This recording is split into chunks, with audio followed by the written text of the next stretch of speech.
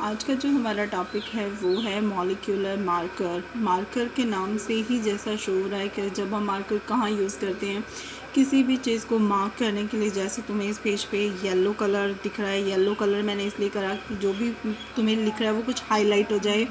ये molecular marker बाकी और सारी चीज़ लिखे हुए में अपने आप को ज़्यादा एक्सप्रेस कर रहा है, इसीलिए मैंने यहाँ पर इस मार्कर को यूज़ करा। वैसे ही मार्कर्स क्या होते हैं, वो स्पेसिफिक या हूबहू डीएनए टाइप्स की स्ट्रक्चर्स होती हैं जो किसी अननोन डीएनए को आइडेंटिफाई करने के लिए हम यूज़ करते हैं। अगर डेफिनेशन की बात करें तो in genetics a molecular marker is a fragment of DNA, यानी जो मॉलिक्यूलर मार्कर्स हैं वो डीएनए के ही कुछ फ्रेगमेंट्स हैं that is associated with a certain location with the genome, जो कि किसी भी जीनोम में एक डेफिनेट सीट के ऊपर प्रेजेंट रहते हैं। Molecular marker are used in molecular biology and biotechnology to identify a particular sequence of DNA in a pool of unknown DNA, यानी किसी भी अननोन डीएनए की जो सीक्वेंसिंग होती है उसको आइडेंटिफाई करने के लिए हम मॉलिक्यूलर मार्कर्स को यूज़ करते हैं। अगर हम बात करें कि मॉलिक्यूलर मार्कर्स कितने टाइप के होते हैं तो इनको 3 कैटेगरी के बेस पर डिवाइड किया गया है, उनकी मॉलिक्यूलर कंडीशन के बेस पर, उनकी मार्फोलॉजिकल बेस पर और बायोकेमिकल बेस पर, जिसपे से हमें 2 ही आइडेंटिफाई हैं, मॉलिक्यूलर और बायोकेमिकल बेस। मॉलिक्यूलर बेस के ऊपर वो नॉन पीसीआर और पीसीआर बेस्ड होते हैं। पीसीआर क्या होता है, पॉलीमरेज चेन रिएक्शन, जिसमें कि हम पीसीआर रन करें, और जब हम पीसीआर रन नहीं करते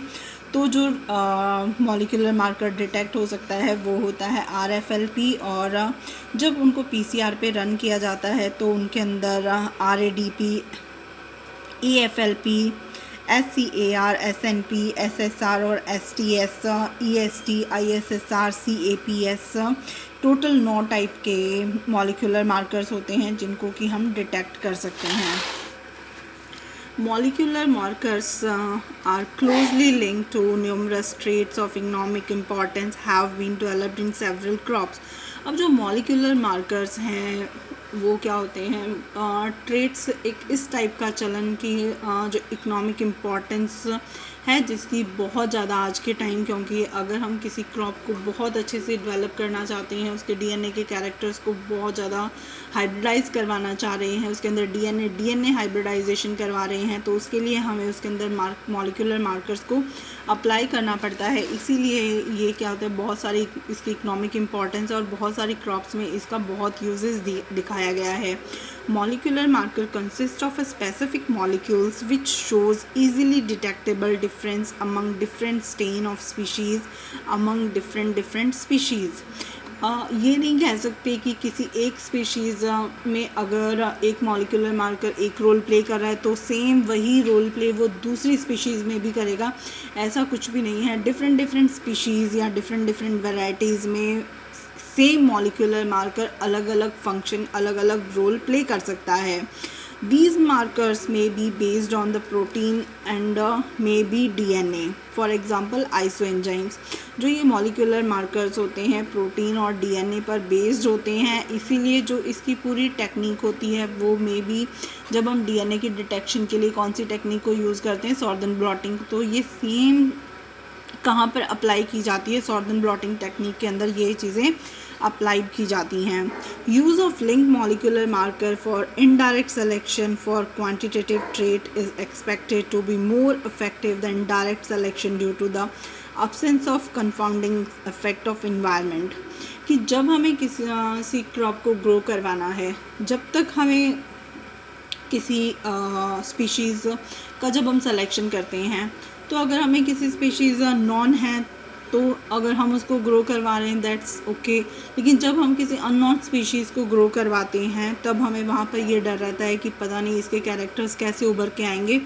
तब हम क्या करते हैं, जब कोई भी हम अननोन स्पीशीज़ का हाइब्रिडाइजेशन आगे करवाते हैं तो सबसे पहले हम उसके अंदर कुछ मॉलिक्यूलर एंजाइम्स या मॉलिक्यूलर मार्कर्स को ऐड ऑन करते हैं, जिससे कि हमें उसकी डीएनए सीक्वेंसिंग पता चल जाती है।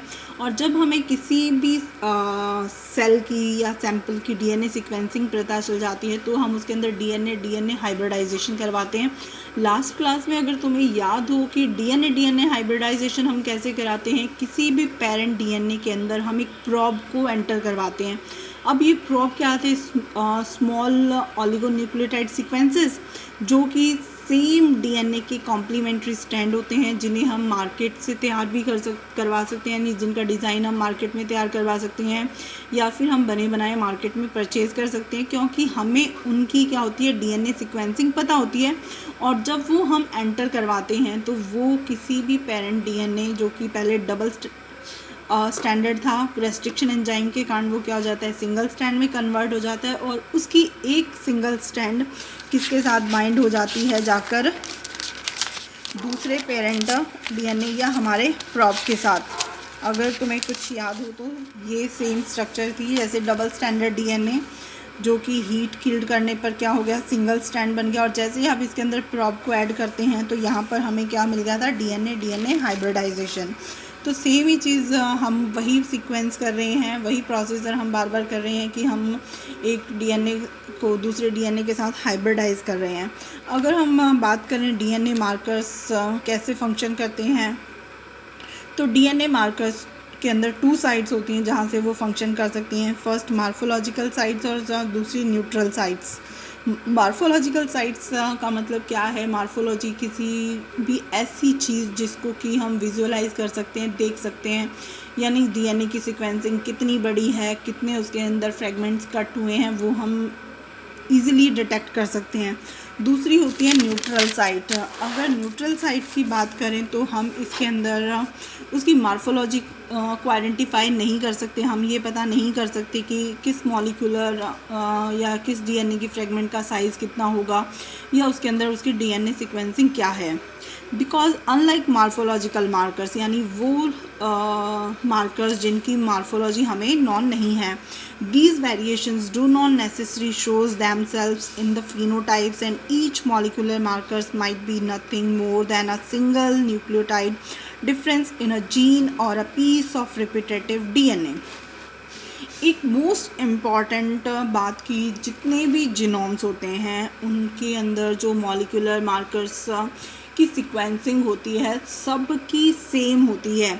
तो हम उनको आइडेंटिफाई कैसे कर सकते हैं कि किसके अंदर कौन सा मॉलिक्यूलर मार्कर है, तो उनके अंदर स्पेसिफिक उस सीक्वेंस में सबके सिर्फ 1 या 2, मैक्सिमम 2 न्यूक्लियोटाइड के अंदर चेंज होगा, अदरवाइज सेम जैसे रिपीटिशन होती है वैसे ही सीक्वेंस अपने आप को रिपीट करती है।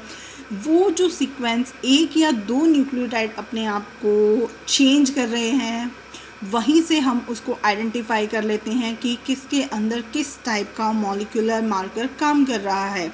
अब हम जो फर्स्ट मॉलिक्यूलर मार्कर की बात करना चाह रहे हैं वो है RFLP, जो कि मैं पहले ही तुम्हें बता चुकी हूँ कि नॉन PCR बेस्ड है, यानी हम इसके ऊपर PCR के ऊपर रन नहीं करेंगे। फुल फॉर्म की अगर बात करें तो restriction fragment length polymorphism. Polymorphism होते हैं जो कि अपनी मॉर्फोलॉजी को बार बार चेंज कर सकते हैं कि उनकी फिक्स्ड मॉर्फोलॉजी नहीं हो। Difference between individual in term of size of fragments generated by restriction enzyme digestion of genomic DNA and detected by hybridization with specific DNA sequence called probes। Probe मैं तुम्हें बता चुकी हूँ क्या है।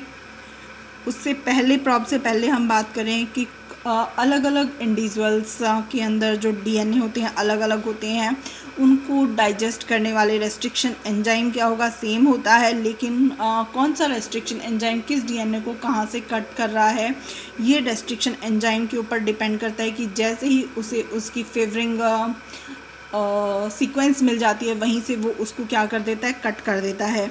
जब कोई भी रेस्ट्रिक्शन एंजाइम किसी डीएनए को कट करता है तो वो क्या हो जाता है, डिफरेंट साइज़ या फ्रेगमेंट्स में कट हो जाता है, और उन जब डिफरेंट फ्रेगमेंट्स को हम हाइब्रिडाइज करवा देते हैं तो वो क्या बना लेते हैं, प्रॉब्स बना लेते हैं।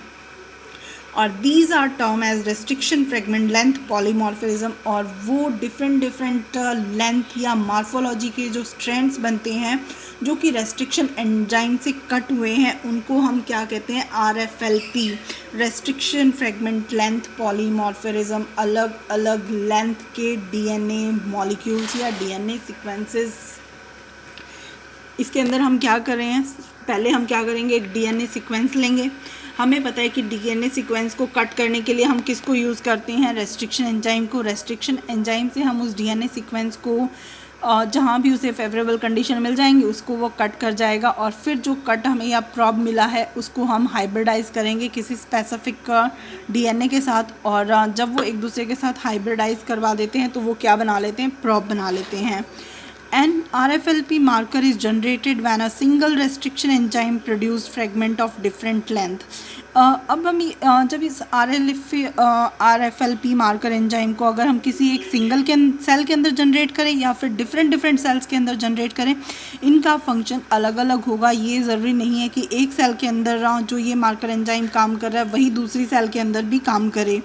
From the same stretch of genome, DNAs of different individual strain और related species, यानी अलग अलग strains में अलग अलग species में इनका काम अलग अलग हो सकता है। अब हम how do we identify the RFL values, या हम इनको कैसे डिटेक्ट कर सकते हैं, कैसे हम इनको फंक्शनलाइज करा सकते हैं। सबसे पहले हम क्या करते हैं, large molecular weight genomic DNAs are isolated from several strains of related species. जो भी हमें रिलेटेड स्पीशीज़ या फिर जो भी हमें स्पीशीज़ लेनी है, सबसे पहले हम उसका क्या होते हैं, मॉलिक्यूलर जीनोमिक डीएनए लेते हैं, उसको आइसोलेट करवाएंगे। आइसोलेट करने के बाद हम उसके ऊपर क्या करेंगे, रेस्ट्रिक्शन एंजाइम को अप्लाई करेंगे। रेस्ट्रिक्शन एंजाइम का काम क्या होता है, डीएनए को छोटे छोटे फ्रेगमेंट्स में कट कर देना। अब इन फ्रेगमेंट्स को हम क्या करते हैं, इन फ्रेगमेंट्स पर हम इलेक्ट्रोफोरेसिस करवाएंगे। इलेक्ट्रोफोरेसिस करवाने के बाद क्या हो जाता है, मॉलिक्यूल्स अपनी लेंथ और मॉलिक्यूलर वेट के अकॉर्डिंग जाकर सेपरेट हो चुके हैं। ये सारी की सारी हम ब्लॉटिंग टेक्निक के अंदर स्टडी कर चुके हैं कि उनका सेपरेशन कैसे होता है। The resulting gel lenses are transferred into the suitable solid support and exposed to the stability labeled appropriate DNA probes under conditions। ये भी हम देख चुके हैं कि जो DNA सीक्वेंसिंग होती है वो प्रॉब के साथ कैसे कन्वर्ट हो जाती है और उनके अंदर DNA हाइब्रिडाइजेशन हो जाते हैं। DNA को डिटेक्ट करने वाली जो सारी की सारी टेक्निक थी वो हमने किसके अंदर स्टडी करी थी, सॉर्दर्न ब्लॉटिंग के अंदर। तो वही प्रोसीजर यहाँ पर फॉलो हो रहा है। The bands to which the probe has hybridized are detected by filming them on suitable photofilm through autoradiography। इसमें हम PCR में इसको रन ना करवा के क्या होते हैं, ऑटो रेडियोग्राफ्स होते हैं जिन पर कि हम इनको रन करवा देते हैं या इनकी एक्सरे फिल्म्स ले लेते हैं, जिससे कि हमें डीएनए की सीक्वेंसिंग डिटेक्ट हो जाती है या हमें इनमें अलग अलग कलर की विजुअलाइजेशन हो जाती है, जिससे हमें पता चल जाता है कि कौन से कलर का बैंड कहाँ तक जाकर सेपरेट हुआ है। फॉर एग्ज़ाम्पल अगर डायग्रामेटिक इसकी प्रेजेंटेशन की बात करें तो हमने कुछ सेल्स ली, उन सेल्स में से हम क्या करेंगे, डीएनए को एक्सट्रैक्ट करेंगे। उस डीएनए को एक्सट्रैक्ट करने के बाद हम क्या करेंगे, फिर हम उनका डाइजेशन करवाएंगे। डाइजेशन किसकी हेल्प से करवाएंगे, हम रेस्ट्रिक्शन एंजाइम की हेल्प से। रेस्ट्रिक्शन एंजाइम से रेस्ट्रिक्ट करने के बाद वो क्या होगा, छोटे छोटे फ्रेगमेंट्स में टूट गया। अब उन छोटे छोटे फ्रेगमेंट्स के अंदर हम क्या करवाएंगे, इलेक्ट्रोफोरेसिस करवाएंगे। इलेक्ट्रोफोरेसिस करवाने के बाद जो हमें मेम्ब्रेन मिल जाती है उसके अंदर हमें क्या होते हैं, डीएनए उनके मॉलिक्यूलर वेट के अकॉर्डिंग सेपरेट हो जाता है। यहाँ पॉजिटिव नेगेटिव वो चार्ज है जो कि इसको चार्ज देंगे। इसी चार्ज इलेक्ट्रिक करंट देने के बाद ही क्या होते हैं, ये मॉलिक्यूलर वेट के अकॉर्डिंग ट्रांसफ़र हो जाते हैं। जैसे ही इस मेम्ब्रेन पर हमें ये मॉलिक्यूलर वेट के अकॉर्डिंग सेपरेशन हो जाता है, हम इनमें लेज़र डिटेक्शन या ऑटो रेडियोग्राफी करवा देते हैं या फिर एक एक्सरे फिल्म निकलवा लेते हैं, जिससे कि हमें पता चल जाता है कि कौन से कलर में कितना डिटेक्शन हुआ है या किसने अपने आप को कितना डिटेक्ट किया है। ये जो डिटेक्शन दिखाई दे रही है ये क्या होती है, किसके कारण है, इस RLF मॉलिक्यूल्स हैं या फिर वो रेस्ट्रिक्शन फ्रेगमेंट्स हैं डीएनए के छोटे छोटे पार्ट्स की। डीएनए का कौन सा फ्रेगमेंट अपने आप को कितना एक्सप्रेस कर रहा है। ये सारी की सारी जो मॉलिक्यूलर मार्कर्स होते हैं बेस्ड हो रहे हैं कि अपने आप को एक्सप्रेस करने की उनमें पावर कितनी होती है। इसीलिए हम मॉलिक्यूलर मार्कर्स को क्या कह रहे हैं, डीएनए मार्कर भी कह रहे हैं। डीएनए मार्कर के अलावा हम इन्हें जीन मार्कर भी कह रहे हैं या हम इनको जीनोम मार्कर्स भी कह रहे हैं कि ये इनके अंदर वो स्पेसिफिक कैरेक्टर है जो कि किसी दूसरे के अंदर नहीं है। अगर किसी एक सेल के अंदर ये प्रेजेंट होंगे तो ये अपने आप को ज़्यादा एक्सप्रेस करेंगे। सेम वही बात मैं दोबारा रिपीट कर रही हूँ कि इस पेज में अगर मैंने जिस चीज़ को येलो कलर से मार्क कर रखा है वो अपने आप को ज़्यादा एक्सप्रेस कर रही है इनके बजाय जो उभर के आ रही हैं, वो चीज़ एक्सप्रेशन किस चीज़ का हो रहा है, उस येलो कलर का। वैसे ही किसी भी सैंपल में या किसी सेल में अगर कोई मॉलिक्यूलर मार्कर प्रेजेंट होगा तो वो अपने आप को ज़रूर डिटेक्ट करवाएगा, अपने आप को ज़रूर एक्सप्रेस करवाएगा, जिससे कि हम उसको ईज़िली आइडेंटिफाई कर लेते हैं। Okay, thank you.